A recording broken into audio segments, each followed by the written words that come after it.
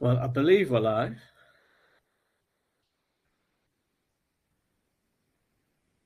Can you hear me, Chrissy? If you just let me know.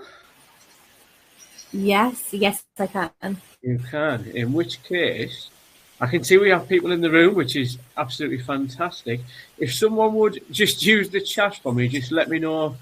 The technology always looks good. This is always the nervous moment where we just check that everything's working as we would hope.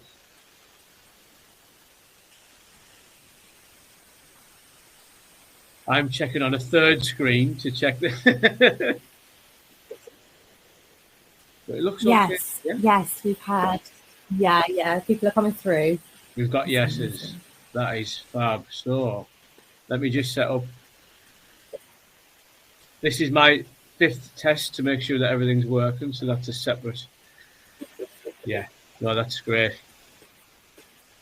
Excellent. Oh, well, I can see we've got quite a few people in the room. So that's absolutely fantastic news. Thank you all for taking your time on a Tuesday evening to come and hear about renters' rights. I'm sure there are other places you might like to be, but it's a pleasure to have you all with us.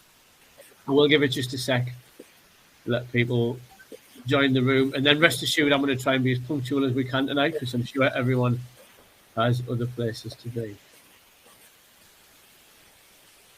So, Chrissy, bear with me. I'll introduce myself, then I'll pass it over to you if that's okay. So, for those who haven't met me or seen me at one of these events before, my name's Andrew Marshall. I am Group Director at MRP.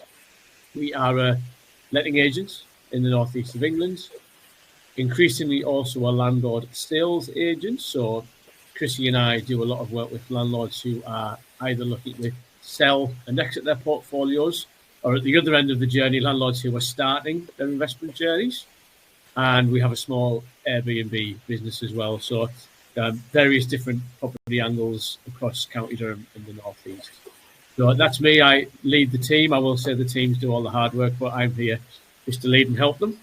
And Chrissy is a key part of the sales business, and you may have spoken to her at the register for this evening. So, do you want to introduce yourself, Chrissy? Is that okay? Yeah, sure. Yeah, so yes, I'm Chrissy. I work with Andrew. I'm in the sales team, working closely with investors who are looking to buy property in the northeast, and also looking after landlords who are wanting to exit. So just kind of being the go-between to help everybody sort of move forward with their portfolio dreams, or obviously retirement, getting rid of the properties that they no longer need. So yes, that's me. Thank you. You make it all happen, to be fair, Chrissy. Yeah, thank you. No, you do. So, no, thank you for that. Chrissy will keep me right this evening, if that's okay. So if there's any questions, please pop them in the chat. As usual, Chrissy is here just to keep me right, which is pretty much what happens day to day, just to keep me in the right place. So any questions, pop them in the chat. I will pause periodically just to pick those up as best I can. So a bit of a sort of agenda and scene setting for this evening. Obviously, we're talking about legislative changes in the private rented sector. We'll go through a brief overview. And I think as the presentation goes, increasingly I'll talk about the importance of understanding these changes. To be fair, I have been operating in the private rented sector for it's probably more years than I'd like to admit, but it's 23 years now. And the changes that this legislation brings are actually the biggest changes to the private renting sector in decades. It's probably 30 years since the Housing Act in 1998. So they are hugely fundamental reforms to how private sector landlords operate and how letting agents operate. So there's a lot to go through. I am focusing only this evening on phase 1 of the Renters' Rights Bill. These changes are effective as of May 2026, so they are the most imminent changes. There is a longer schedule, and I'm going to say more about that. For those who stick with us for the whole event, we have an offer at the end of this with some sort of training material that we can share on the later phases. But for this evening, I wanted to focus on the most imminent changes, because these are the things that as landlords we have to tackle relatively quickly within the next 4, 5, 6 months. But what I will say as a letting agent, we're planning now. We're already planning for these things, and obviously I'm encouraging self-managed landlords to do the same. The sooner you can start to plan and prepare for these things, the better the outcome, I suspect. So just to set a bit of context, what is or what was the Renters Reform Bill, or what were the aims of it? The publicly stated aims, or the political aims, were to enhance tenant rights and protections. It's absolutely not about protecting landlords. It is entirely about protecting tenants. It was to ensure fair rents and fair living conditions for tenants. Now, ironically, I do think some of these changes perversely will have the opposite effects and may well drive rent levels up for some tenants. It was intended to encourage longer-term tenancies. Again, like many things in life, unintended consequences. I think there are some unintended consequences of some of these changes that actually could have the exact opposite effects and could make tenancies shorter or less secure for tenants. And that really wasn't the aim of the legislation. But as we say quite often, the stated aims of legislation, sadly, are not what turns out in practicality.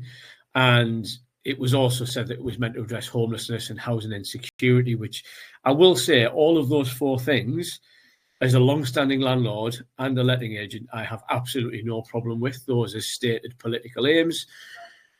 Am I convinced some of these changes will achieve those things? Not entirely. We'll go through those as we go, but yeah, not entirely. I think mixed bag, really. So the Renters' Rights Bill was very similar to the former Conservative government's Renters' Reform Bill, although I have to say the earlier Renters' Reform Bill was probably better thought out, more considered. I think it had more time and was actually more balanced. And it's interesting that it was previously Renters' Reform and then it became Renters' Rights. It became much more renter-led. And as landlords, we're really going to feel that, because this is a renter's piece of policy. It definitely doesn't make landlords or letting agents' life any easier. So it's largely aimed at strengthening renters' rights, absolutely not to assist landlords in any way, shape or form. Largely, the changes are fine if you are a landlord who is prepared. And that means preparing now, in my opinion. So largely the changes are fine. They're not fine, of course, for those who don't comply. The fines and prosecutions through this legislation, there are plenty already that landlords can suffer, but they're beefed up, they're strengthened by this legislation. So minor or first offences can carry a £7,000 civil penalty, and serious or repeated goes anywhere up to £40,000. Now, it is fair to say as landlords, there are lots of places and areas that we can already be fined or prosecuted for, but this legislation really strengthens that and gives local authorities increased and more powers to act upon these things. So the summary of tonight is we must be prepared. I will say, as a letting agent, and I'm lucky enough to have a lettings manager and a whole team behind me, but for us, this will be a major change. We know we have a lot of work to do over the next 4 months. Almost everything we know as letting agents will change. How we initiate tenancies, how we manage tenancies, particularly how tenancies are ended. If there's a problem and we need to take court action, that whole process is completely turned on its head. So it's a whole new world. I am and will, as we go through the process, we're trying to draw out some opportunities. There are some opportunities that landlords can draw from this process.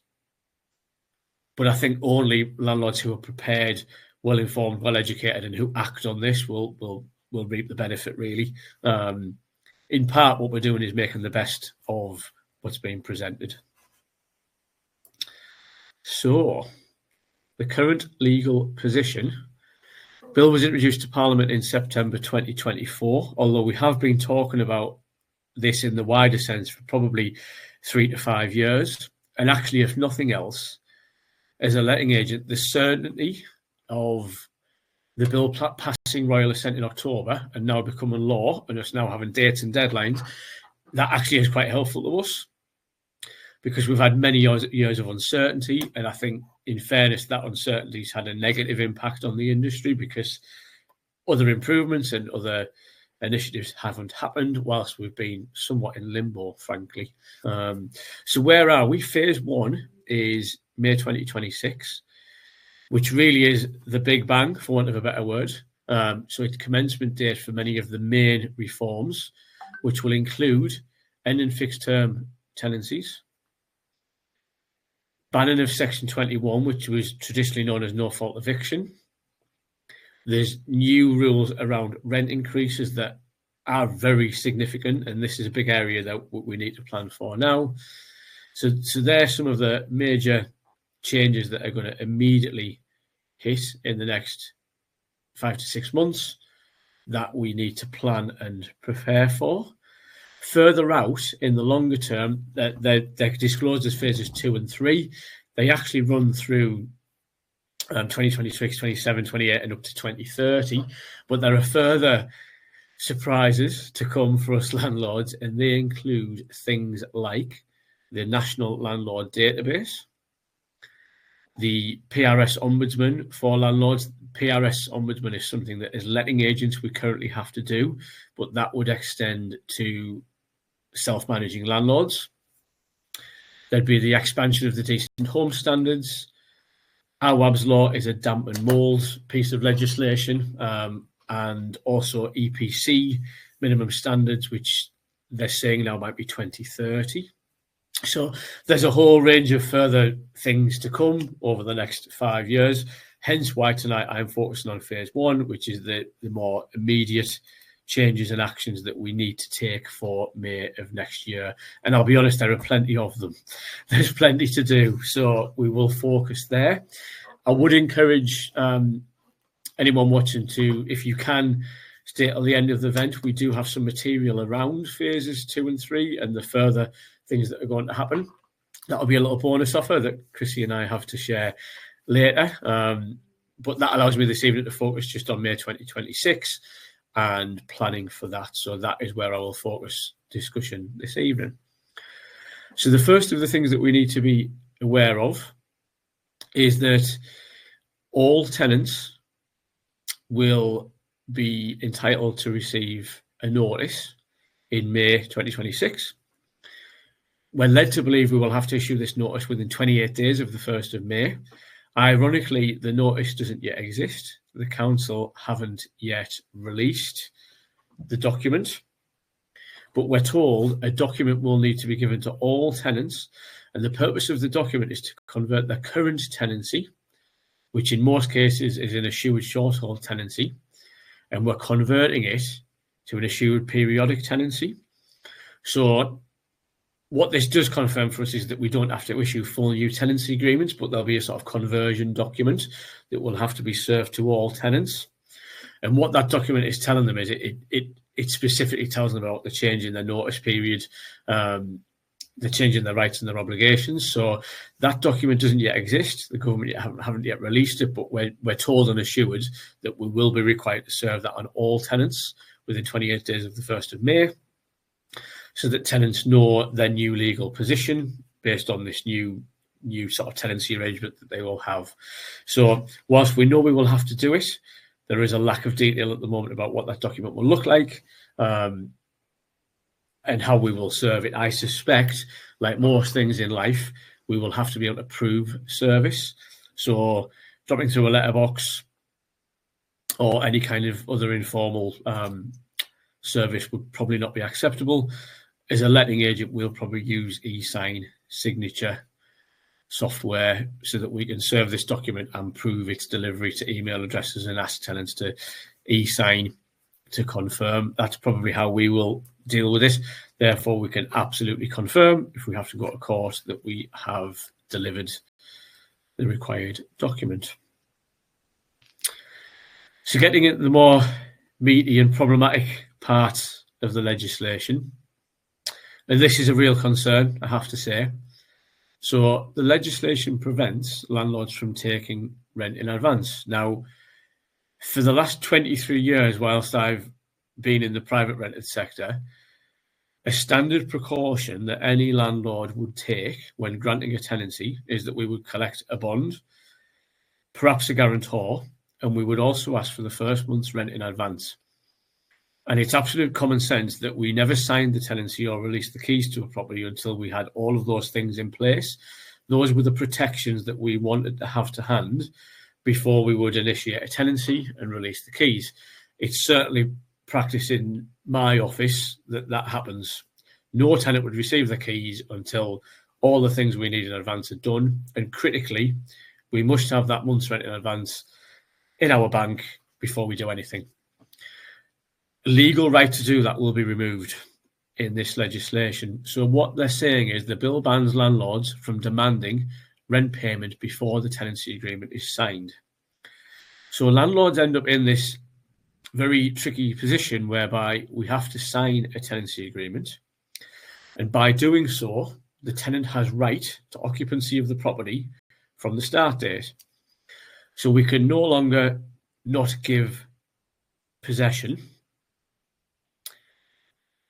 The tenant can then choose or not choose to pay that first month's rent. Now, let's be honest, most tenants will, but there'll sadly be some who take advantage of this and don't.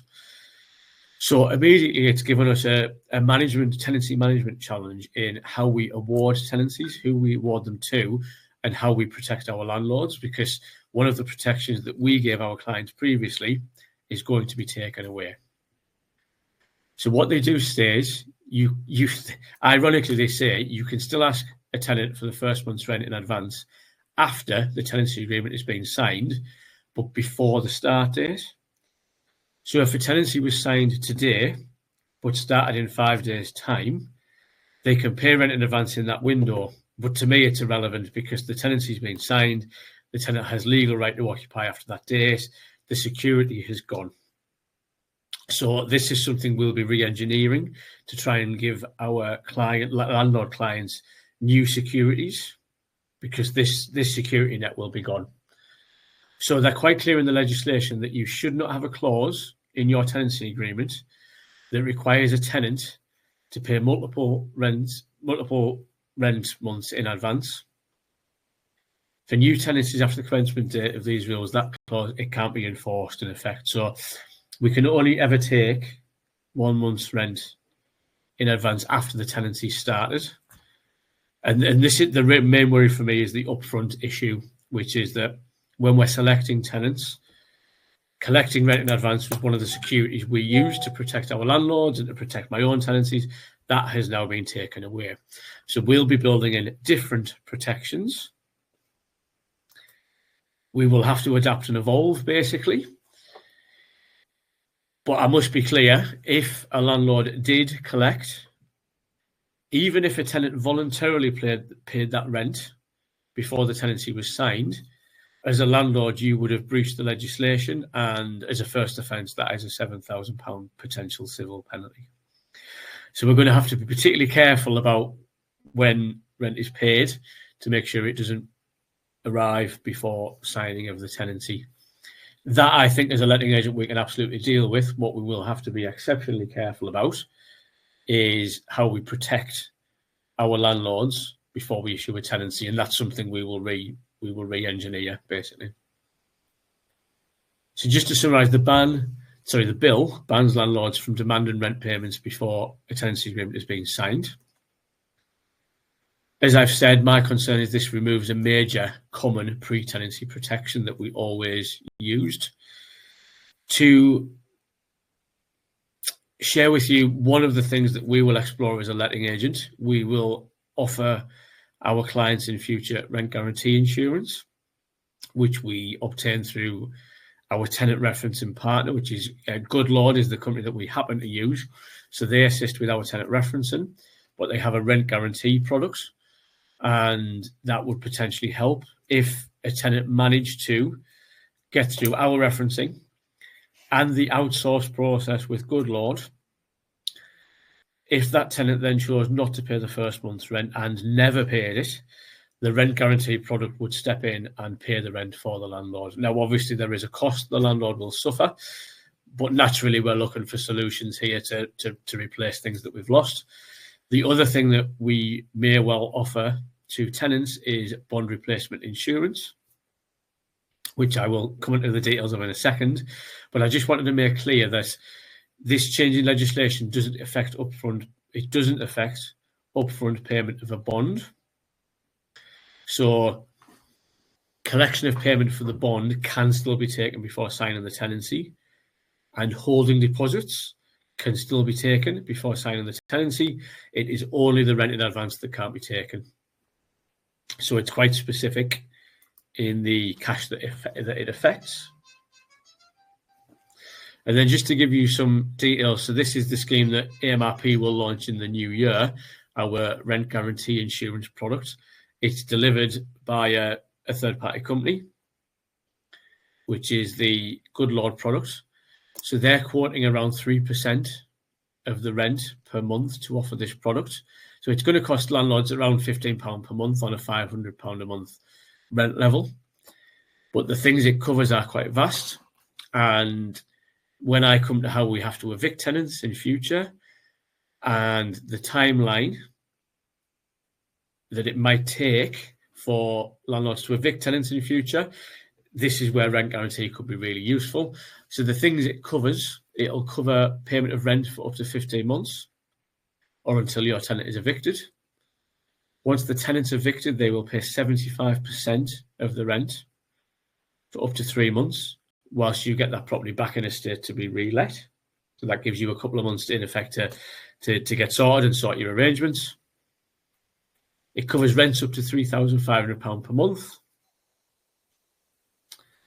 And this is a product they'll offer letting agents. Now, self-managing landlords may or may not be able to access this, but we can transfer current tenancies into that product if that tenant hasn't had any arrears for a period of time.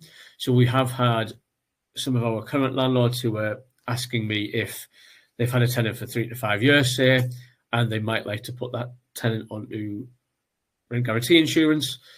That may well be possible if the tenant has managed their rent account successfully over the last 6 to 12 months. Then the insurance company would probably accept this tenancy and would issue the guarantee. Usually what happens is this product is acquired when a new tenancy is initiated. So it's more common for landlords to acquire this product when they source a new tenancy in effect.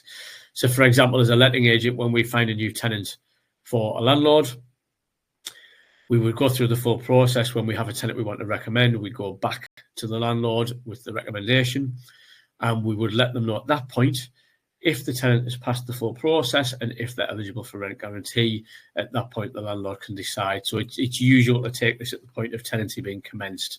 But if you have a long-standing tenant and think you might like to be extra safe and put this insurance product on, if the tenant has maintained their rent account successfully for the last 6 to 12 months, then it's possible that this tenant could be dropping out this product as well. And the other thing that will become increasingly important when I talk about evicting tenants later, if you have rent guarantee, the rent guarantee scheme issue all paperwork to evict your tenant if there's any issue later. They appoint a solicitor, they attend court, they manage that full process for you. Now, I know that if you have a problem tenant and you have to go to court, particularly if you need a solicitor, it's a hugely expensive process, very time consuming. So the fact the rent guarantee product will drop these benefits is particularly helpful if you had a problem tenant that you needed to deal with anyway. So this is one of the solutions that we will offer as a letting agent to our clients. So first it will be rent guarantee. And the second product, again, that we will launch in the new year is bond replacement. So this is a product whereby the tenant can actually buy an insurance product for the landlord. So instead of paying the bond, so instead of paying 5 weeks rent as a bond, the tenant can access an insurance scheme if they're eligible. So again, it comes down to tenant referencing. and this will all be built into our process. But if the tenant is eligible, they can potentially acquire this insurance product. And what that does for the landlord, it gives them up to 8 weeks of cover instead of just the 5. So it increases the cover that the landlord will get if they have to claim at the end, but it actually costs the tenant less. So we think this might be particularly popular with tenants who are applying with us because it will reduce the cash demand upon them at the beginning of the tenancy, but it actually gives the landlord more cover if there's a problem at the end. So when I said at the beginning as a letting agent, we're going to be very busy in the early part of the new year, these are some of the things that we will be working on and offering to clients. And these are all mechanisms to try and replace protections and replace certainty that has been taken away basically by this legislation. So all of that is mainly to cover the fact that we will not be able to take rent in advance. We have to sign a tenancy, grant that to the tenant, and then fight for the first month's rent. And I say fight, most tenants will be absolutely fine, but as we all know, sadly, there are a small element of tenants who could choose to take advantage of that window of opportunity not to pay, knowing that they have to be given access to the property. So we are passionately working to find other ways to make our system as safe and secure for our landlord clients as physically possible. And for self-managed landlords who are with us this evening, I think you likewise need to be thinking about mechanisms that you can use to make your tenancies as secure as possible and to prevent bad debt before it happens in effect. This is how we'll do it. And I'm sure there's other mechanisms that landlords might want to explore. Chrissy, if I stop for a sec, I can see there's a few comments there. Would you mind if there's anything I need to catch up on? It will give me a breather just to compose myself for the next section. Yes, yeah. There are some questions, and I also have my own questions. But yeah. So the first question that came in, I think this was written before, obviously, the slide. So it just said, will all tenancy agreements have to be rewritten and signed again? Yeah, so they will change. Good question. I think you're right. I think we answered that in that, no, they won't. There'll be this conversion document that doesn't yet exist, but I'm assured it will. So we will simply issue the conversion document. Yeah, and the next question was, is this just for England or is this for Wales as well? It is just for Wales have their own very unique sets of legislation. They have something called Rent Smart Wales that was in place a few years ago and has its own weird and wonderful and unique quirks. So yes, I'm speaking specifically about England. We don't manage tenancies in Wales, and I know that I know some agents actually who operate on the border, so they manage in England and Wales, and they must have absolute chaos in their offices because they're operating in two very different legal systems. So I'm specifically speaking about England. That's quite enough of a challenge. One country only. There was a message from somebody else saying that we had frozen and he'd lost us, but he's going to come back. So hopefully you're back. If you could, just drop a little note and let us know you're still here. Yeah. Okay. And then another question. I'm wondering if rent guarantee insurance would evolve as well to protect the landlord for non-payment for the first month. Yes, that's interesting. The company that we use, which is they're Good Lord Group, so they have a couple of brands, but Good Lord is the main group. And their webinar this week, they did suggest exactly that. That yes, they will build something in their cover to cover that. Interestingly, of course, because this only became law on the 27th of October, the industry is quickly trying to adapt and evolve, as are we as letting agents. As much as this has been talked about for years, it has changed and adapted over the years. Things have been taken in, things have been changed and adapted. So there is slightly an element of now trying to respond to what we know is fact. Because now we at least have some certainty and now we have to plan for that. So yeah, I think it was Adrian who asked that question. Yeah, I think you're absolutely right. I think they will offer cover for non-payment of first month, particularly because Good Lord, who offer the rent guarantee insurance, are pivotal to the rent tenant referencing. So to offer the insurance, Good Lord have to be happy with the tenant reference. It's like any insurance product. So yes, I think as long as the tenant passed and was eligible for the rent guarantee product, I absolutely agree. I think they will cover first month's rent in due course. And I've got two questions. With the rent guarantee insurance, so say you had, so somebody's already renting a property of yours, could you then apply for that insurance to cover that tenant, or does it have to be applied for at the very beginning when they first take the tenancy? Yeah, the insurance company will look at every tenancy and they almost want to re-reference it, if that makes sense. They almost want to treat it if it's day one. What I've been told is if that tenant has paid successfully for the last 6-12 months, they probably would accept that tenant. Mm-hmm. But they'll almost, they are insurance companies. They want to be careful. Does that make sense? I guess ultimately they don't want to accept a risk. So it's almost tenancy by tenancy assessment. Yeah. They probably ask a landlord what checks did they do before, before granting the tenancy. So it is more usual for this product to be taken with a new tenancy. But you are right, some landlords will want to parachute this back onto old ones. And it is technically possible, slightly more complicated, but it is possible. Yeah. And the other question, before I forget, was so obviously, we're not allowed to ask somebody to pay the rent up front, but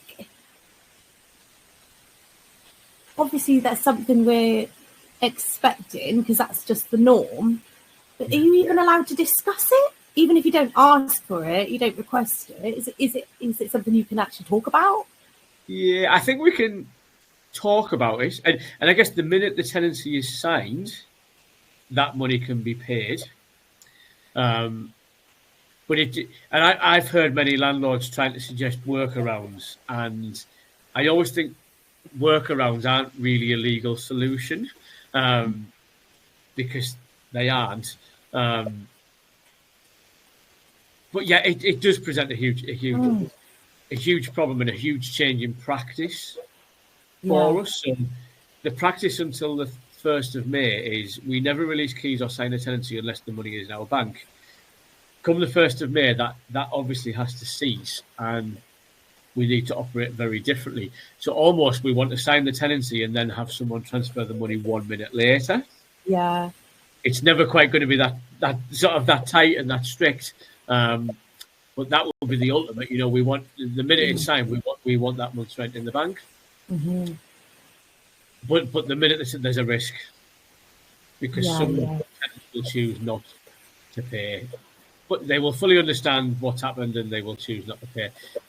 But I think this is where the full tenant reference process becomes vital. And actually, I've written it on this slide. There's landlords who use the likes of Facebook or Gumtree or very unofficial means to secure it. I think now that is hugely dangerous because I still speak to landlords who use websites like Facebook and Gumtree, or putting the card in the window, or without really strict tenant referencing and a very robust process to select a tenant. It was always dangerous. It's dangerous today, but I think post-May next year, awarding a tenancy without really robust tenant referencing is going to be really, really dangerous. Mm-hmm. Mm-hmm. I've got one more from Vicky. Farmy. Yes, the webinar is recorded, so don't worry. Yes.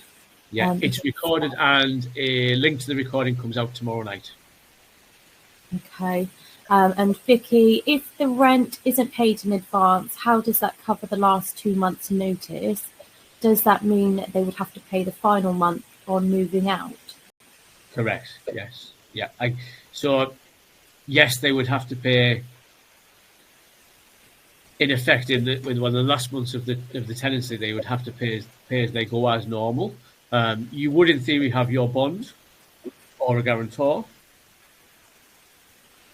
but basically, yes. it would have to be. It would have to be. Don't get me wrong. Tenants can still pay in advance. They just can't pay in advance of the tenancy being signed. So, someone signing today to start a tenancy in 5 days would pay in advance tomorrow. They could still be in advance. I think the problem is the protection's being taken away of not issuing the tenancy. That really is the sort of crux of the problem. So a well-meaning tenant can still pay in advance, just not before they've given the tenancy. It's crazy. It is actually crazy. But again, I often say this about landlord legislation, our dealings with councils, lots of things that we have to do as landlords. I don't have to agree with, but we do have to deal with them, if that makes sense. Much of my life in property is thinking, I don't agree with that, but we have to deal with it and we have to make the best of it. And I guess that's the mission as a letting agent. I think we've caught up, Chrissy. I hope that's helpful. Yeah, I just muted myself because I know the connection was getting a little bit, but I'm not sure if that was because my microphone was still on. Don't worry, there is a bit of feedback. I can see that, Chrissy. I'll get this one there. Is there not a requirement for it? Leslie, there's not a requirement for it. I mean, tenancies can be issued without a deposit. And I know landlords in the past and probably landlords who self-manage, who still issue tenancies without taking a deposit. It's a personal choice. So no, deposits are optional. They're not optional in my business, but there are private landlords. I still speak to private landlords now who would say they didn't take a bond. It beggars belief. We would only not take a bond if we took a guarantor, for example. So we have we would swap that form of security for another. But no, Leslie, there isn't a legal requirement for a bond. They're optional in effect. So more misery, I'm afraid. But just to mention open-ended tenancies. So this is another major and quite odd change that took place.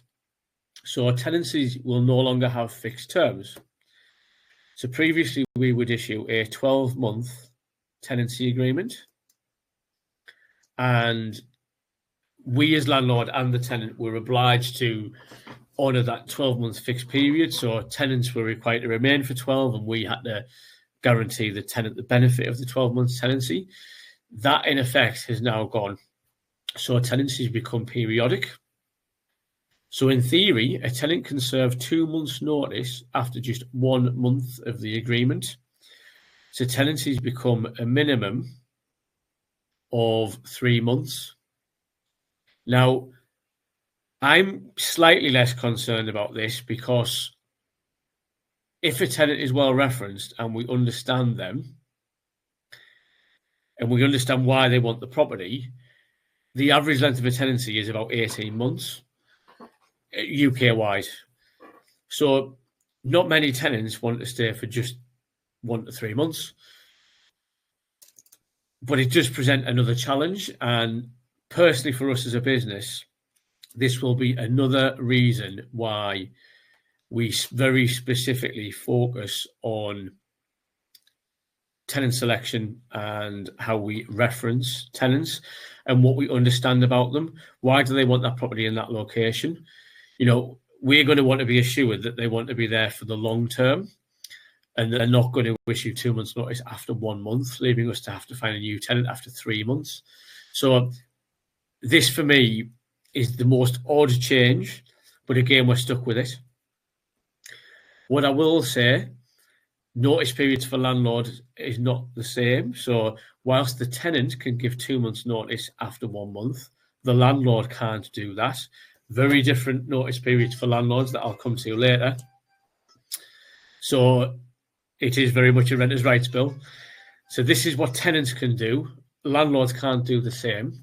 But for me, our focus will be on tenant selection.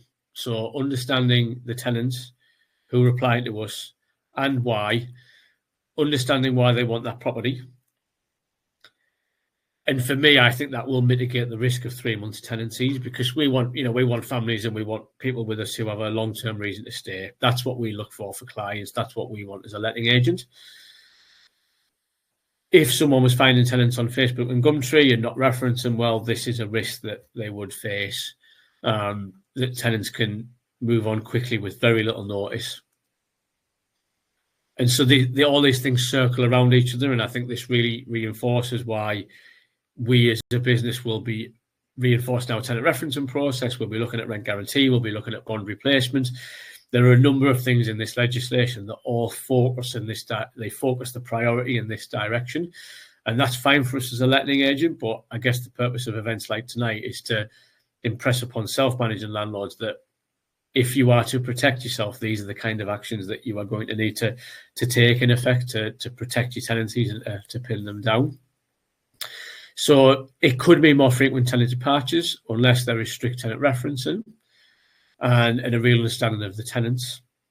So one of the actions I would suggest for landlords from this evening is to think very carefully about their tenant selection process.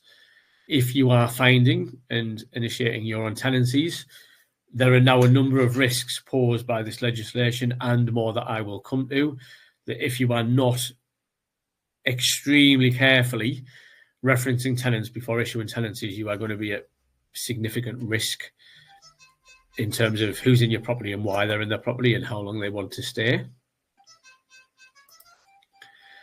So just to extend on that, this is probably the item that's had the most press and has done for some years probably. So the removal of the Section 21 route to eviction. It's called in the press no fault eviction. However, in my opinion, there very rarely is an eviction that takes place for no reason.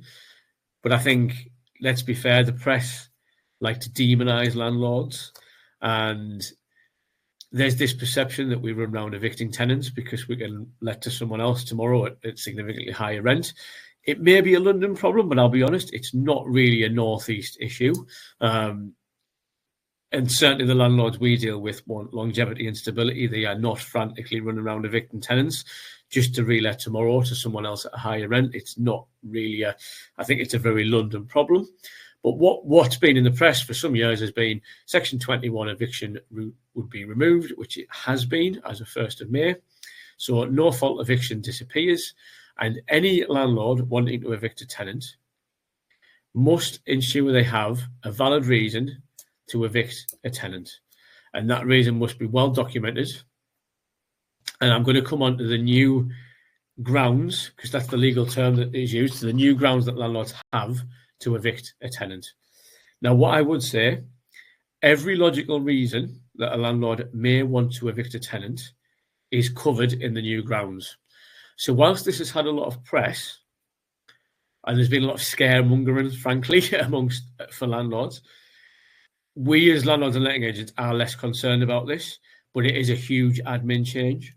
So I'm not particularly concerned as a landlord about this change because Section 21 has been taken away, but new sections, new legal routes to evict tenants have been created, and they cover all the reasons I would ever want and need to evict a tenant. So I'm not particularly worried.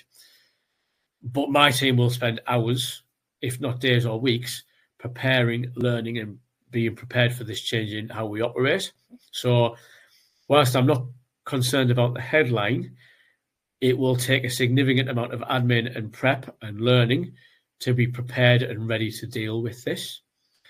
And I think if you're a self-managing landlord, this is a significant challenge. If you have a problem tenant that you need to move on and you need to gain possession back, this complete change in how eviction takes place is a major, major concern.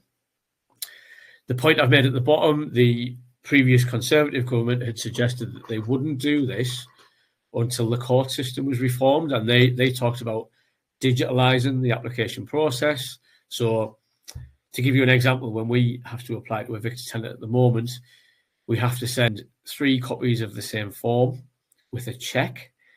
And I did say check, so we have to write out a physical check to make payment for the court fee. We have to send 3 copies of the paperwork, and we have to physically post it. Now, earlier versions of this legislation said that this would not happen until court applications were digitalised so that they could be made online, so that they were more efficient.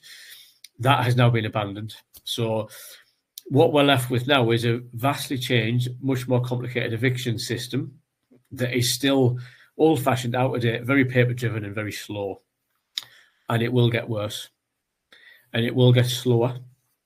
So again, this going back to rent insurance, another reason we will suggest to landlords that they may want to consider rent guarantee insurance is if there is a problem with a tenancy in future, the ability to evict is different.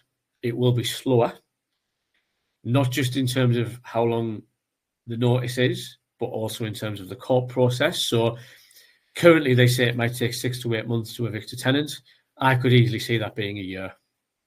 So if a landlord had no rent for a year, rent guarantee insurance would absolutely bail them out because it would be paying the rent in place of the rent. So this is another one of the reasons that are circling around the recommendations we'll be making to our clients about considering rent guarantee insurance. Because if a tenant falls over and can't or won't pay, whilst as a letting agent we will be able to evict tenants and we will follow the new legal process, we know it is going to be extremely time consuming and very lengthy and will take best part of a year to follow the legal route. So the question I pose, the line I've put in bold there, do you have any tenants in your properties at the moment who are not right for the long term, who are perhaps risky? Maybe they already owe more than 2 months' rent. If you do, I would seriously suggest that there is a window of probably 3 to 5 months where you could now initiate the eviction process under the current system,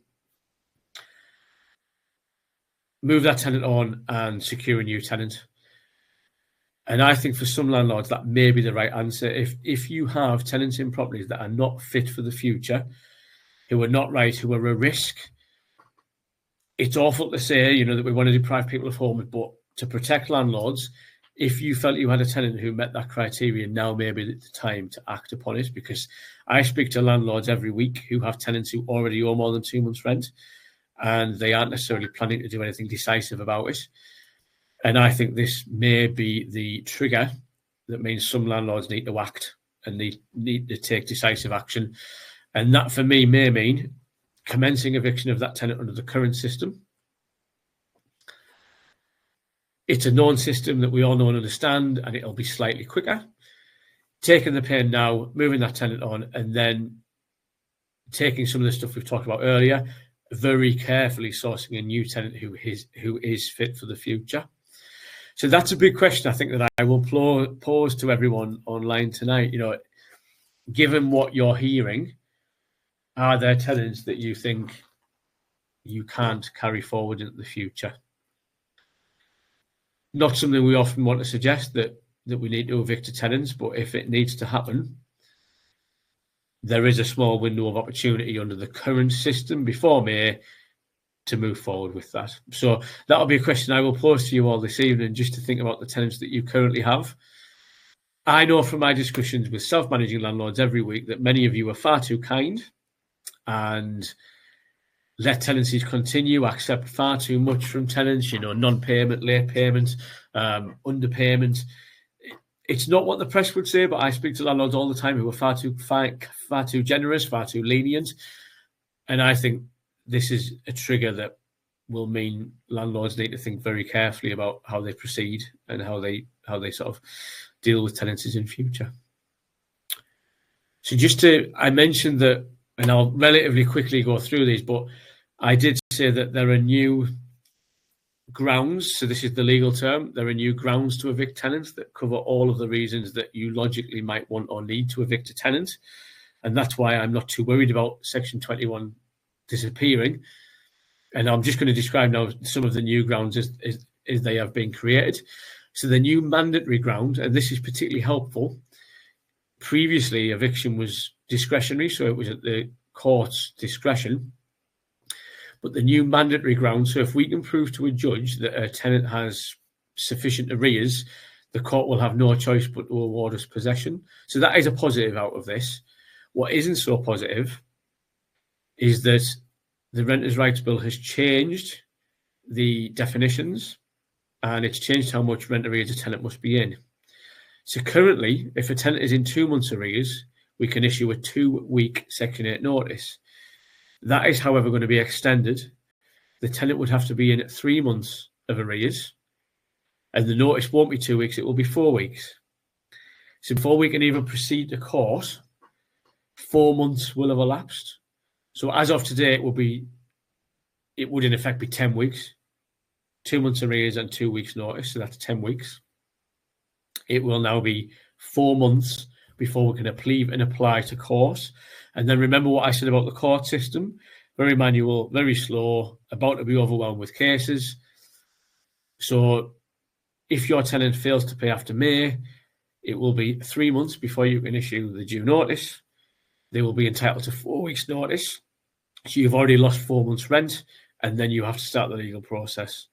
Again, this is another reason why we're very passionately talking about rent guarantee insurance as a backup, and specifically why we're talking about very careful referencing of tenants, because we absolutely don't want to be at the mercy of ill-meaning tenants when they can now get away with 4 months of non-payment before we can even initiate a court case.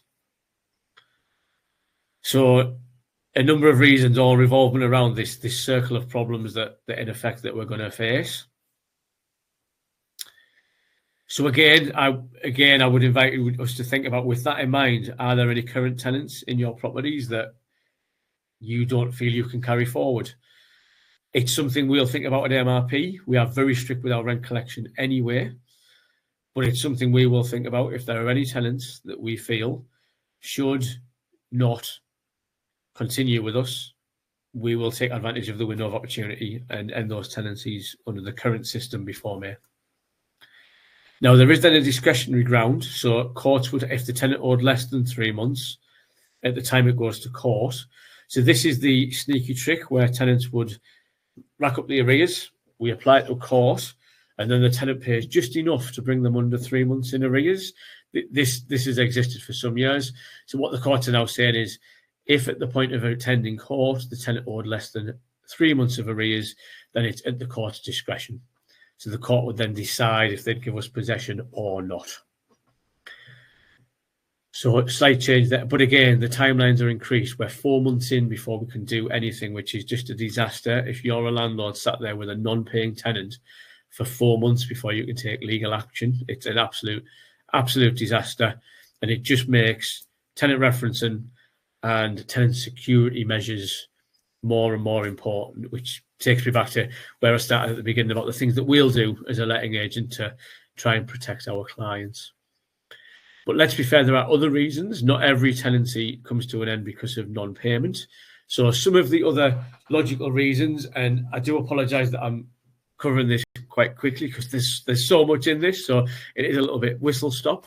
But some of the other logical reasons a landlord may genuinely and legitimately want to end a tenancy: if the landlord intends to sell their property, perfectly legitimate reason to end a tenancy, the tenant would now be entitled to 4 months' notice. And as we all know, of course, they don't necessarily have to leave at that point. If they don't leave, you would still have to initiate a court action. But currently, you would give 2 months under Section 21. It's now going to be 4, so that's doubled. So we're saying to landlords and inviting landlords who were thinking about selling in the future. A lot of the work that Chrissy and I do, ironically, is with landlords who want to exit their property portfolios. We're inviting landlords who were thinking about that to have a conversation now, and maybe we do that for you before May. Many of the properties we sell, the tenant remains, so it does diminish the problem somewhat, so that we would sell to another landlord so the tenant stays in place. But we are inviting clients to think about, if you had a aspiration in the next couple of years to sell your property, it may be that you think about that now before May, whilst the current regime's in place. So that's the first change. Some landlords choose to move back into properties. I want family to move into properties. Again, that will be a 4 months notice. So that's doubled. Currently, it will be 2. So that's doubled. I hope the third one doesn't happen too often, but repossession by a mortgage company, sadly, it does happen occasionally. If that were the case, it will be 4 months notice, but in fairness, it's a mortgage company issue. More interestingly, and occasionally this does happen, antisocial behaviour. This is one area where actually the changes are relatively positive for landlords. So ability for a landlord to evict due to antisocial behaviour is actually being strengthened, and we're put in a slightly better position. So if as a landlord we feel we have a really robust case or complaint against a tenant, we can immediately now apply to court to gain possession back.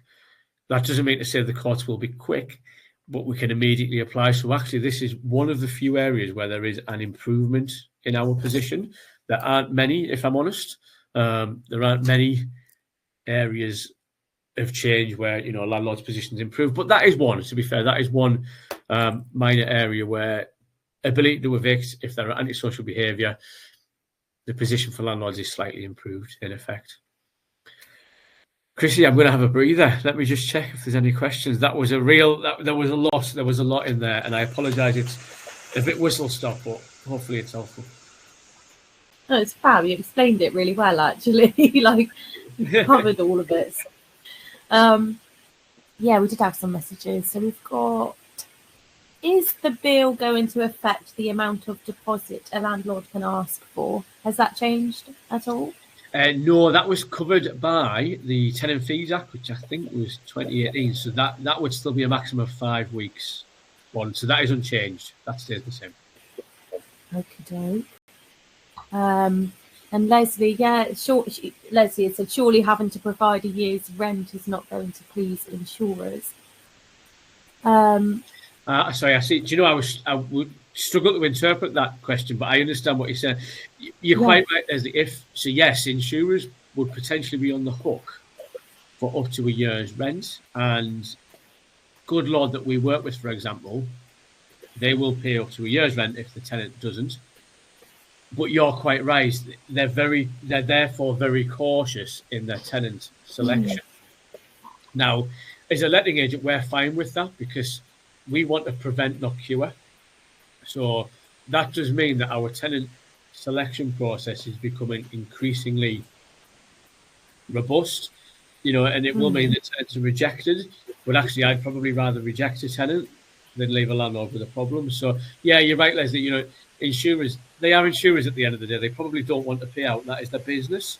So yes, particularly the referencing we use is really robust for exactly that reason, because they're protecting you as landlord, but they're protecting themselves as well, ultimately. And John had put worse than Scotland, but I can't remember what slide was on when John would have sent that. It's strange, right? Because Scotland have their own individual rules around many things. Wales have Rent Smart Wales, and now we have the Renters Reform Bill. I'm pleased to say we don't rent in any other country other than England. So as a letting agent, we only have to master England. But that in itself is going to be quite a challenge. So, but they do say where Scotland goes, we follow. So I think some of the things that we're now dealing with, Scotland or Wales have had for a little while, and we've just followed. Oh, right. John said some of the eviction clauses in particular worse than in Scotland. Yeah. But they're a huge change for us. So, they're really helpful. Thank you. I often mention this, but I will just pause for a second to talk about the compliance check calls that we offer. I offer these on a rolling basis, but we have opened up some call slots for next week where I will offer sort of compliance check calls with landlords. Before I take the call, I do send to the landlord our compliance checklist. Usually most landlords have an absolute panic attack at the sight of that. It's a multi-page document of the things that landlords should and need to have done. It can look quite scary, if I'm honest. It's why I'm so pleased to have the lettings team I have, because it's stuff that's built into their day-to-day, into our checklists and into our models. But yes, if anyone on the event this evening felt nervous about their current tenancies and felt maybe there were some gaps, or they know they haven't covered everything, we have these sort of compliance check calls. So there are some call slots from next Tuesday onwards that are available. Chrissy, if you wouldn't mind just popping in the chat the call booking link, that would be fab. It is on the slide, but I don't think people can copy and paste from there. So if anybody wanted to take advantage of a call with me to run through your current tenancies and just the purpose of the call is to identify if there are any major gaps that need to be corrected and filled.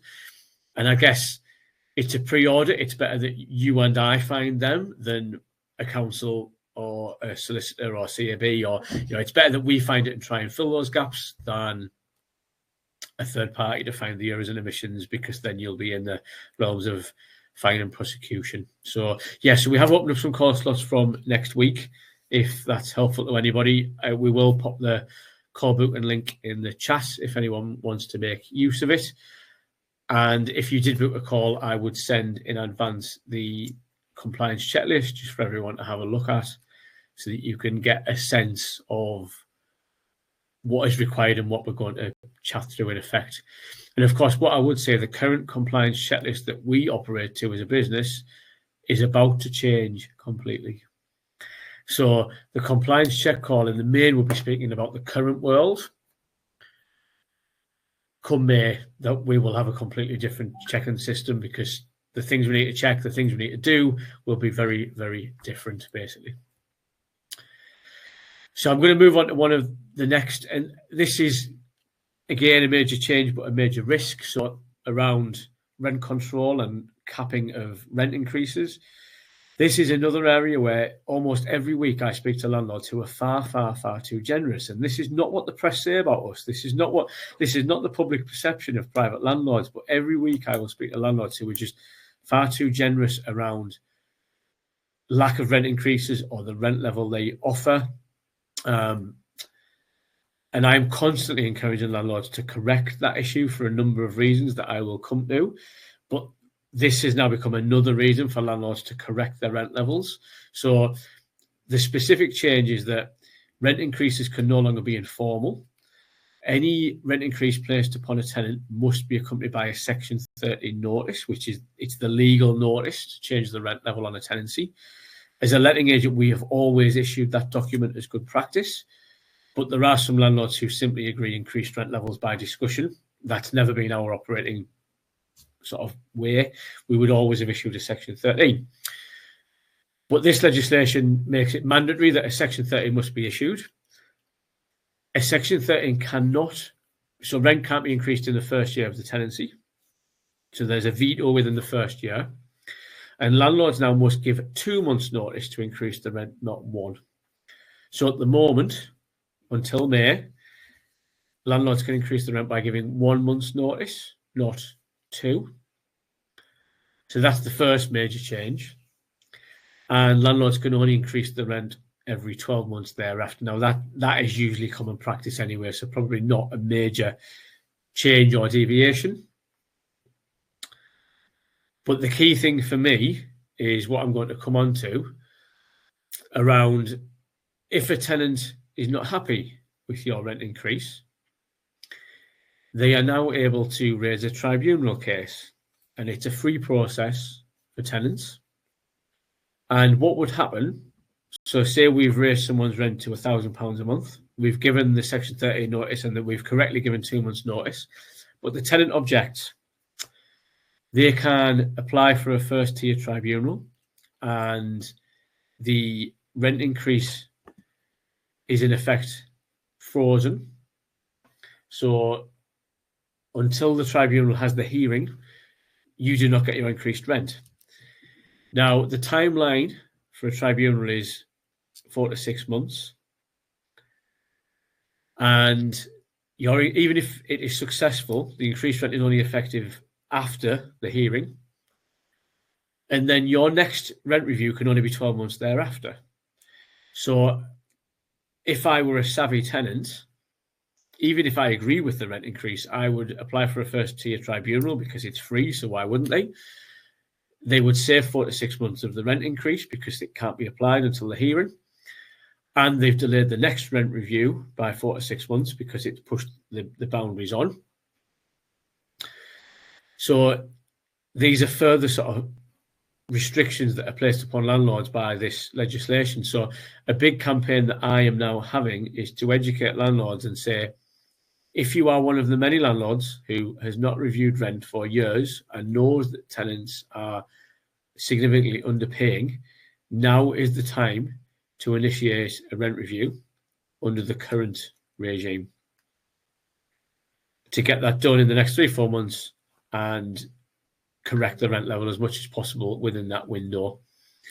Because post-May, you will be in this new regime, and tenants will undoubtedly take advantage of the first-tier tribunal. They will delay that rent increase. It will be more work and effort for you to prove that the rent that you are trying to charge is a fair and proper rent. So in terms of that, what they're saying is, as a landlord, you would be asked to present your case as to why you should be entitled to the new rent that you're proposing. You know, you have to prove it's a fair market rent. There's even suggestion that you would need to have evidence that a rent asking price isn't sufficient. So Rightmove adverts may not be sufficient, because there's an argument that a property that's advertised at £1,000 may only be rented at £900. So it's easy for us as agent to access data on the actual rent that's been achieved on properties, but more difficult for private landlords to access that kind of data. But there is suggestion at the tribunal they'll be looking for not adverts, but what rent was actually achieved on property, that would be the comparator. So there are now a number of complexities for landlords in terms of how they would defend themselves in this case. And what we're told is that at the hearing, the rent can never be increased above the rent you've proposed. So if you proposed £1,000, it would never be increased above, but the tribunal can decide that a lower rent should be set, so they can reduce it. But if you'd actually set the rent too low, still they can't go above. So it would be capped at the number that you had raised the rent to. So again, this is one of my big messages to landlords. There is now this window of opportunity. If you are one of the many landlords who is just too generous, I can't believe I'm saying it, but so many landlords are far too kind in how they deal with their tenancies and the rent level they set. So if that is you, there is this window of opportunity to correct rent level and raise rent within the next few months, and you would be in the current regime with 1 month's notice. So at AMRP, it's something we do every year. It's part of our regime. For landlords that we assist, we are actively encouraging them to look at this as an absolute matter of urgency. This must be looked at in the next 3 to 4 months under the current regime to correct rent levels that are lower than they should be. So that's something I will leave you guys to soul search. You know, if you are a landlord and you know you have tenants who are below market rent, there is a critical opportunity now to correct that. There's a time window when that can be done. Otherwise, you will be in this new regime of having to issue the proper legal notice, of being subject to potentially being taken to tribunal to dispute the rent that you've proposed. And certainly clever tenants will take advantage of the delay. Excuse me. Certainly clever tenants will take advantage of delaying that rent increase, even if they agree with it. So record keeping will be particularly important. Certainly when we do a rent increase now, we create a file of how we've come up with that rent level. So if we ever are challenged, we will have the file ready to say, well, actually, these were our comparables. This is what we compared to. This is why we felt it's a fair rent. Here are a number of properties of the same size, same location, and same postcode area at similar, that have achieved similar rents. So we would be ready to defend the rent level that we've proposed. But this is going to be a real challenge for self-managing landlords to have all of that paperwork and evidence to hand. But this is the kind of paperwork and preparation that landlords are going to have to hand. But I think the big message is, and I really can't stress it enough, I do speak to so many landlords for whom this is an issue, and really now there's a small window of opportunity to correct that. And what I'm just going to touch on is some of the reasons I often state to landlords why they really should think about rent level and get it close or near to market rent. is we see landlords who don't charge full rent, but they can't invest in their property. And of course, they can't invest in their property. They're not collecting full rent, but they're incurring all the cost of a landlord. So, when a boiler breaks or there's repairs required, we see landlords who are then struggling financially. And it really is a self-fulfilling circle. If they aren't collecting proper and full rent, then of course they can't reinvest in the property. It makes absolute sense.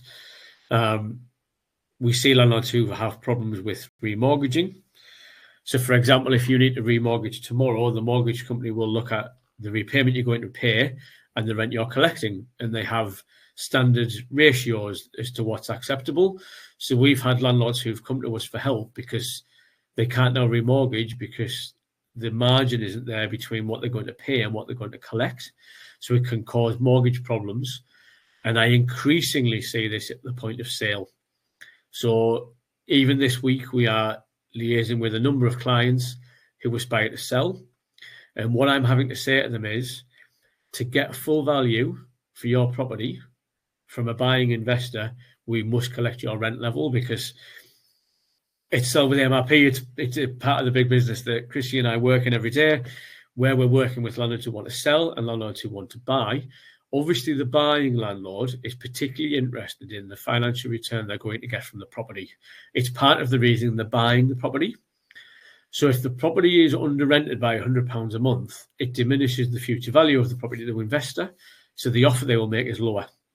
So just in the last week, I've engaged with a number of landlords, and the action plan we have devised is that as a letting agent, we will work with them to engage with tenants and correct rent levels. Then we will present those properties to sale to our investor database, because once the rent is increased to or close to market rent, we can then achieve the best possible sales value for that landlord. But whilst the rent is lower, we've just devalued the asset. So there are three major reasons, and there are many more, but there are three major and significant reasons why landlords really must. I know it feels mean. I know you don't want to do it. You want to look after tenants, but you are cheating yourself if you don't insist that tenants pay market rent. And as a letting agent, it's something we do. And we can't feel mean about it. It's business. And when a landlord has a bill to pay or an improvement to be made in the property, that tenant will require that of you. And therefore, why shouldn't you have the financial benefit of the full rent level in the interim? So I hope that's persuaded landlords who are just too kind.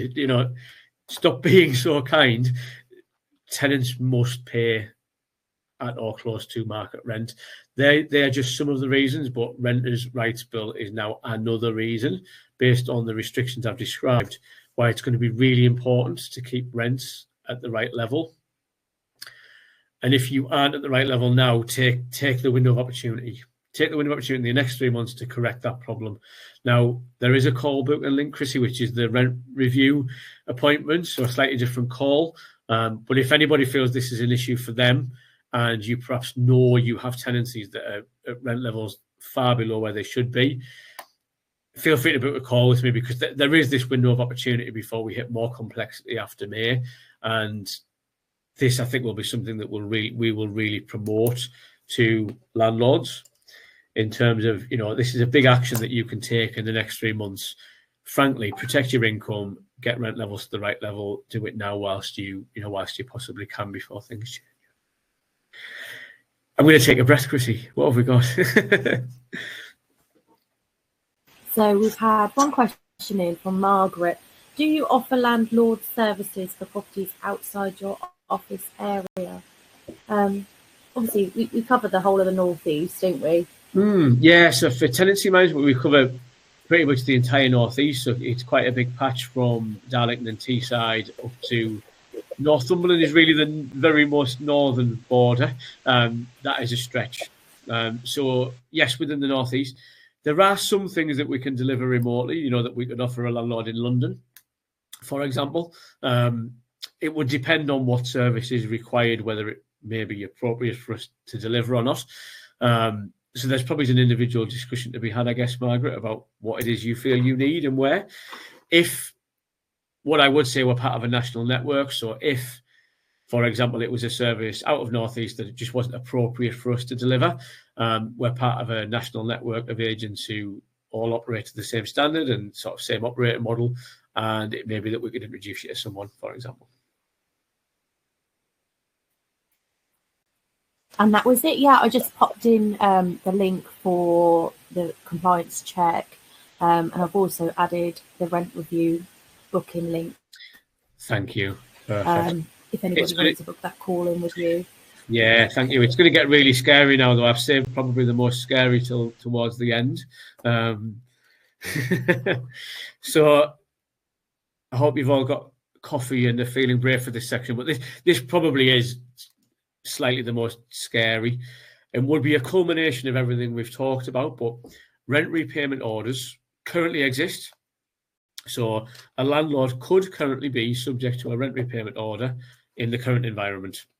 They exist currently. However, renters' rights strengthens this mechanism, and what it's saying is currently, if a tenant was successful, they could be awarded up to 12 months of rent rebate, so rent back. The Renters' Rights Bill makes that 24 months of rent. So if a landlord is found to be have fallen foul of one of these things, tenants can make application, or councils, if a council finds that the landlord has fallen breach, councils can apply to have a rent repayment order. And this has happened. It has happened in the North East to landlords. So what are the reasons this could happen? If a landlord didn't have a HMO license or a selective license where they were legally required to have one. If a tenant were illegally evicted, and let's just remember all that different eviction process stuff we've talked about. So if a landlord in error tried to evict a tenant using a Section 8 after May of next year, that would probably constitute a legal eviction, and the tenant could make a claim for that. So that's the next point. We start knowingly or recklessly using a ground for eviction. So it makes it really important that landlords understand the new methods of eviction post-May. Ironically, if a landlord were to market a property to let after having evicted a tenant saying they wanted to move in. So remember I said if a landlord wants to move back into a property, they can give the tenant 4 months' notice. What I didn't mention then is if the tenant then moves out, the landlord cannot re-let that property for 12 months. Because in the eyes of the law, that landlord is simply trying to sell the property, so it cannot be made available to let to any tenant. But if a landlord did that, that tenant would be entitled to rent repayment order. So they would get the rent. They could potentially apply to have the rent back.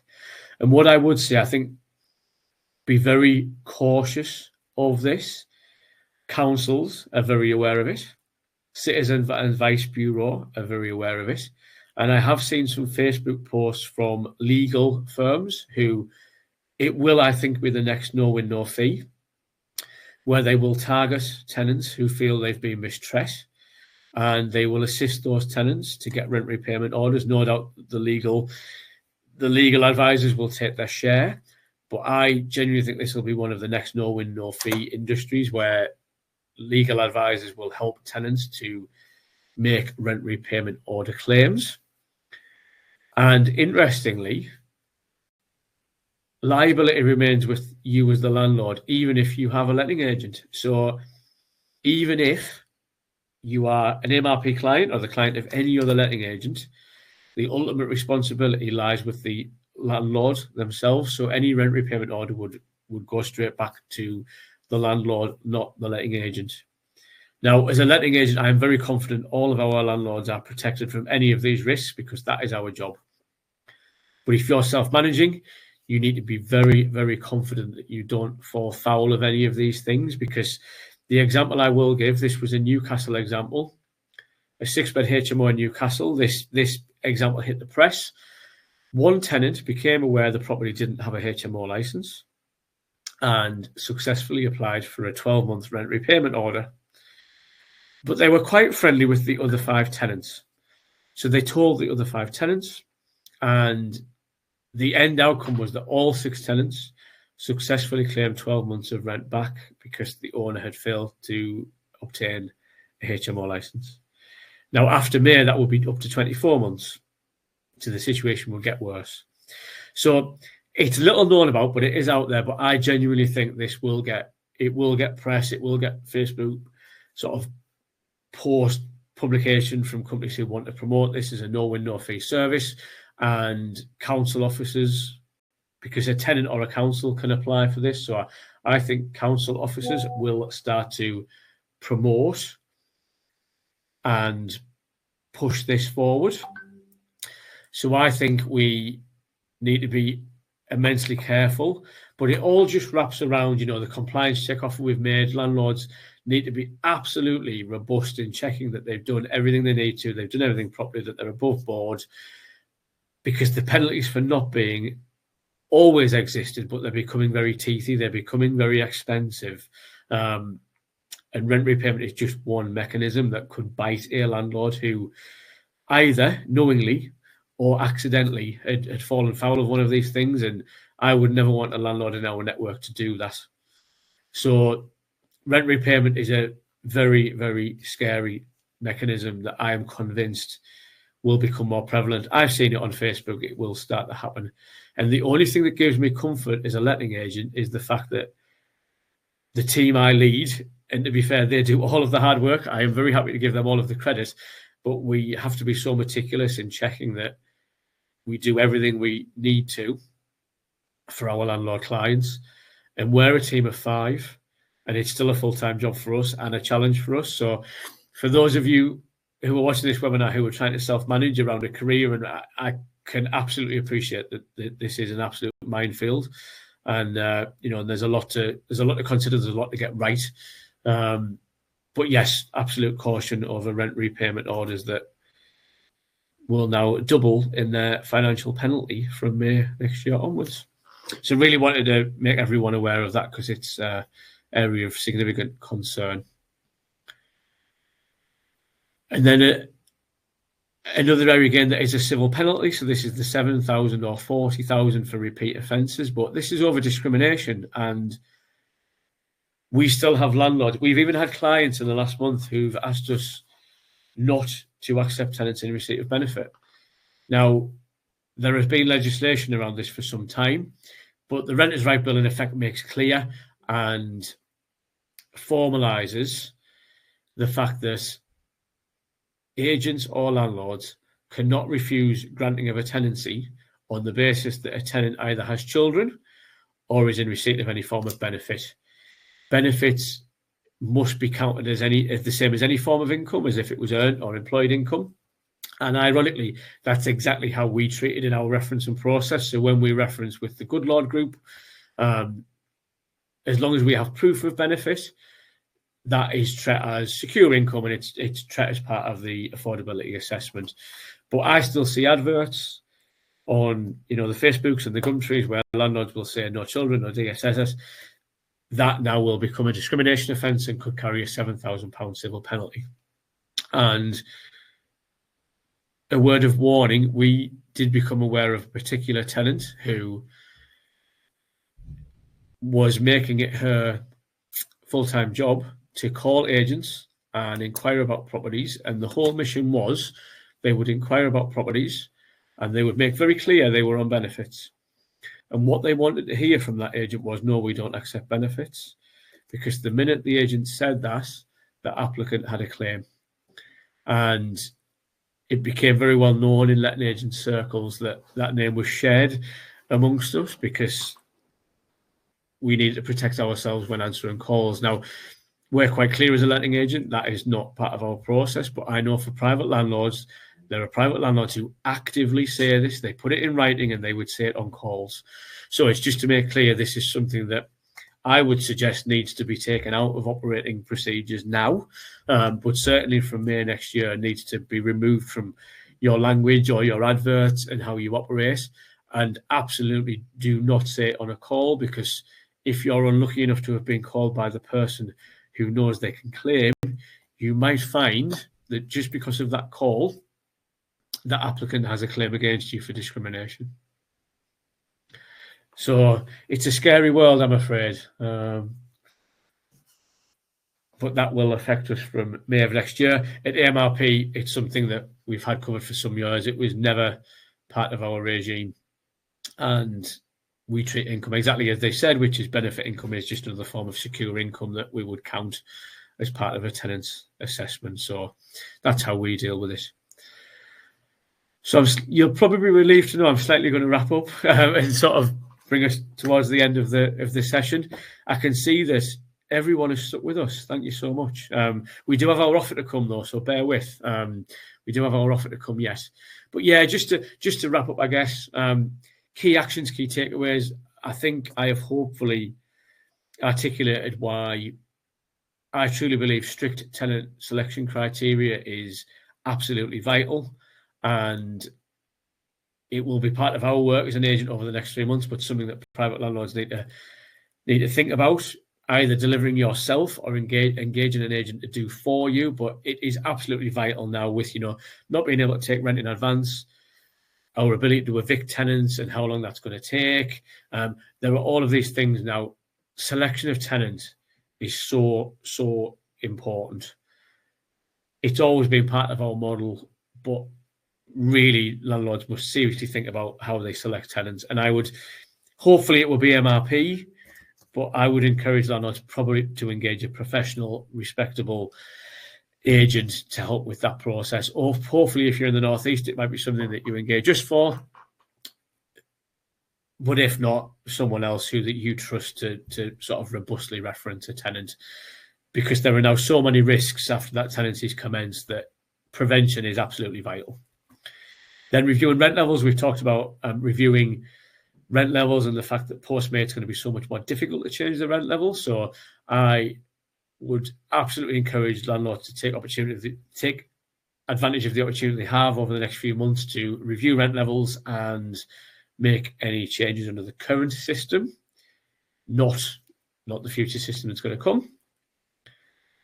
We've got considered rent guarantee insurance and bond replacement schemes. These are some of the things that we're developing, but I think over the next few months, landlords may think about if they want to bring some of their current tenancies in. But certainly with new tenancies, I think in the new world, May 2026 onwards, I think having rent guarantee insurance in place for 3% of your rent could well be a lifesaver if things go wrong. So I think certainly think about whether that needs to be part of your model going forward.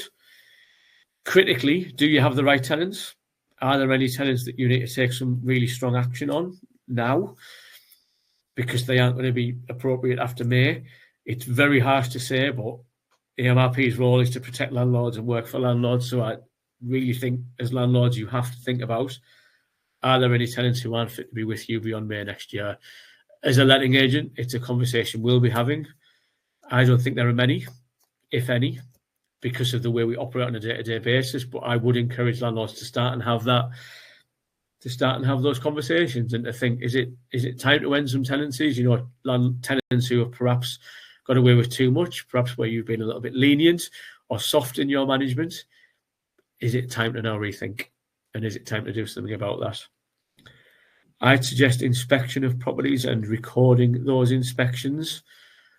We haven't spoke too much tonight about the fact that councils will increasingly be visiting properties, inspecting properties, and their power to act upon anything they find that they're not happy with will be increased. We haven't had a chance to talk too much about that tonight, but that is very much part of the new world. So inspecting properties, documenting their condition, being very careful about repairs management and being able to prove and demonstrate that you have undertaken repairs where they're required becomes increasingly important.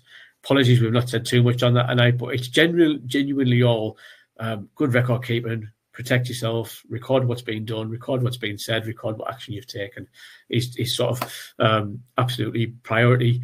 I always say in the office, what we do is almost irrelevant. It's what we can prove we've done. We could do all the right things, but if we can't prove it in court, it's irrelevant. So this is one of my catchphrases in the office that we live by, that, it's only what we can prove that matters. So, but it's a big burden for you guys as self-managing landlords, I appreciate. And the final one, a sale may be easier to arrange now before May. And as we said before, if a sale was on your agenda in the immediate future, the model that Chrissy and I run with landlords, where we help landlords to buy and sell properties, often we sell those properties with tenant in place. That's a big part of the model. But there are many landlords who are now thinking, actually, they'll just initiate that sale process now rather than waiting until renters' rights bill is in place. And we'd happily work with you on that. Chrissy, I don't know if you want to pop your email in the chat, actually. That might be helpful, just in case anyone's thinking maybe it's time to think about starting the sales process and ending your landlord journey. That's something we'd happily help with. But again, there's a window of opportunity. We have 5 to 6 months whereby we could operate under the current model before the new world kicks in. So I think those bullet points there are probably some of the, sorry to give homework, but I think there's some of the things that I would encourage landlords to start and think about based on the changes that are to come.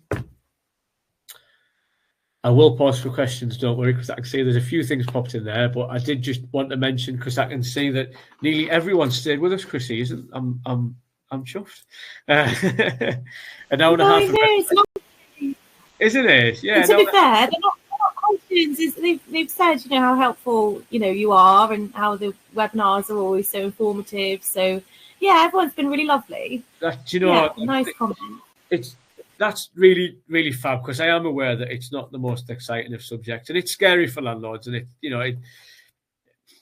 I absolutely understand that. So I really appreciate the fact that people have stuck with us. And what I would say, if any landlords have contacts who might like a copy of the replay, if you email Chrissy or I, the replay is available. So I know landlords tend to hang out with landlords. So if you knew anyone who might find it useful, feel free to share the recording link. That's absolutely fine. But the offer we wanted to make, I've specifically spoken this evening about phase 1, which is the May 2026 changes. There are a whole series of things that come after that, right up until 2030. And I didn't feel we could cover that tonight. I think we'd be here till midnight if we tried to tackle all of that. There was so much. So I focused on the immediate stuff, which is going to hit us in May of next year. But we do have a guide document that I have created. And what we would like to offer, if anyone is kind enough to leave us a review based on your experience of the webinar this evening, we will kindly send to you, absolutely free of charge, a copy of our guide to phases 2 and 3.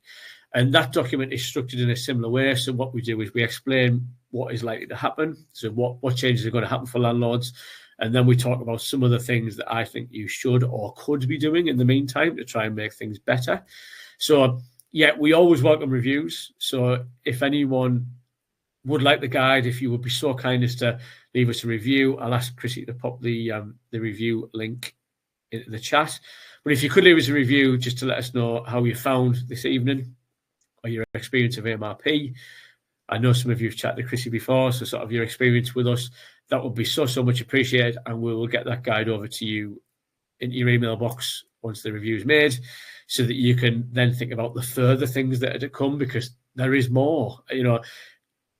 I've consumed an hour and a half of everyone's time this evening, but it would have been many hours if we'd gone through all of the changes till 2030.